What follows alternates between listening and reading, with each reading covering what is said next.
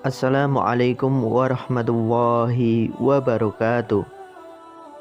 Sahabat muslim yang dirahmati Allah subhanahu wa ta'ala, Nabi Isa adalah anak Maryam yang merupakan keponakan dari Nabi Zakaria. Saat mengandung Nabi Isa, Maryam difitnah oleh penduduk sekitar karena dia mengandung tanpa disentuh lelaki manapun. Tanda-tanda kenabian Isa sudah tampak sejak kecil.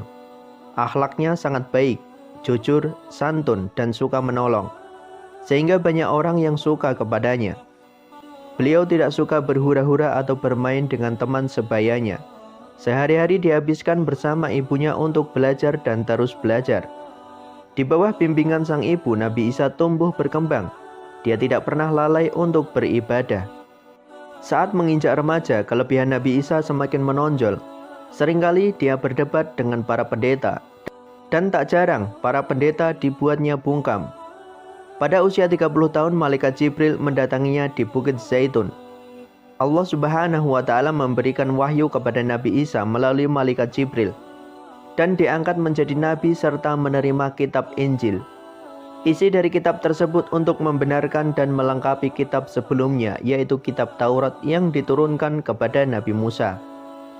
Nabi Isa menerima tugas yang berat untuk mengemban amanah kenabian. Mengemban tugas kenabian tidaklah mudah dan menemukan banyak tantangan pada saat itu.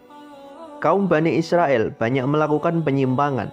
Dosa-dosa telah menjadi kebiasaan dan menganggapnya sebagai kewajaran. Lebih parahnya, para pendeta tidak bisa diandalkan karena mereka cenderung membiarkan kemaksiatan. Mereka tak segan-segan mengubah ketentuan. Halal menjadi haram dan haram menjadi halal. Beliau pun memulai dakwahnya dengan menyampaikan ajaran agama kepada kaum Bani Israel. Pada saat itu para pendeta masih memegang teguh kitab Taurat. Para pendeta tersebut menyuruh kaum Bani Israel untuk menentang Nabi Isa. Berita Nabi Isa mengajar agama diketahui oleh Raja Herodes. Dia tak percaya akan ajaran-ajaran Nabi Isa dan meminta menunjukkan mukjizat. Herodes pun langsung mengumpulkan rakyatnya untuk melihat mukjizat Nabi Isa.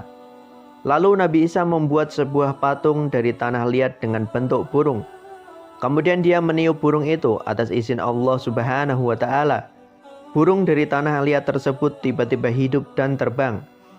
Banyak orang-orang yang berdecak kagum melihat kejadian itu. Tidak hanya itu saja, pada suatu hari Nabi Isa didatangi oleh dua orang yang memiliki penyakit, yaitu tunanetra dan kusta. Berkat izin Allah subhanahu wa ta'ala, orang buta sejak lahir tersebut dapat melihat kembali. Begitupun dengan orang yang menderita penyakit kusta. Penyakitnya sirna, tidak ada sedikit pun bekas-bekas penyakit yang nampak menjijikkan seperti di tubuhnya sebelumnya.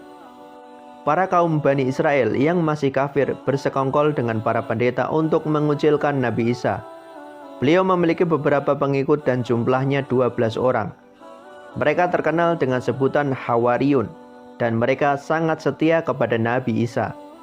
Ketika Nabi Isa dan Hawariyun melakukan suatu perjalanan dan melewati sebuah padang pasir yang gersang, kering serta panas, masalah pun timbul.